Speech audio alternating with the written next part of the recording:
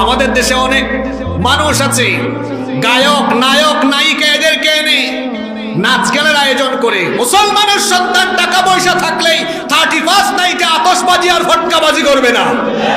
টাকা পয়সা আছে বলেই নাচ গান আর কনসার্টে যাবে না। টাকা পয়সা আছে বলেই এই টাকা দিয়ে জুয়া খেলবে না, নাইট ক্লাবে যাবে না, মদের বারে যাবে না।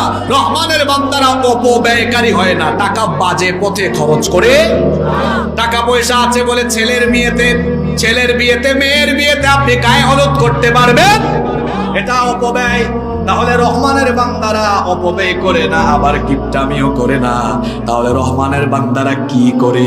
আল্লাহ তাআলা বলছেন রহমানের বান্দাদের স্বভাব হলো ওয়াল্লাযীনা ইযা আনফাকু লাম ইউসরিফু ওয়া লাম ইয়াকতুরু ওয়া কানা বাইনা যালিকা কওয়ামা। সুবহানাল্লাহ পড়ুন। আর তারা যখন খরচ করে তখন কৃপণতা করে না, অপব্যয় করে না। তাহলে কি করে? আল্লাহ বলছেন ওয়া কানা বাইনা যালিকা কওয়ামা, মধ্যম পন্থা অবলম্বন করে দানশীল হয়। অর্থাৎ আল্লাহ তাদেরকে যে সম্পদ দিয়েছেন নিজের পরিবারের খরচের পরে যতটুকু দরকার সেই দরকারি খরচ শেষ করার পরে যতটুকু থাকবে সেগুলো দান করে দিবে যার পথে তিনি কি। আমার দেশের অনেক মুসলমান আছে না বুঝি টাকা পয়সা শুধু জমাইতেই থাকে।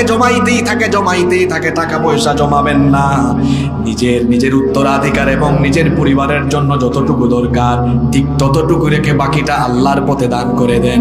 কবরস্থানে গিয়ে দেখেন টাকাওয়ালারা টাকা পয়সা এই দুনিয়াতে রেখে কবরে ঘুমায়। টাকা পয়সাগুলো আল্লাহর পথে খরচ করেন। যাদের টাকা পয়সা আছে দিনের পথে, দিন প্রচার প্রসারের উদ্দেশ্যে খরচ করেন, তাহলে কবরে যাওয়ার পরেও দেখবেন এগুলো আপনার জন্য সদকায়ে জারিয়ার মতো সওয়াব হয়ে যাবে। সুবহানাল্লাহ। জন্য টাকা পয়সা থাকলে জমায় রাখিয়েন না। তো জমাচ্ছেন কার জন্য?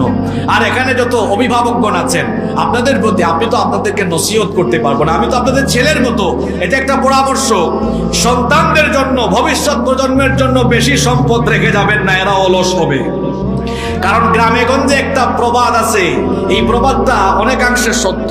এক পুরুষে ধন কামায়, 3 পুরুষে বসে বসে খায়।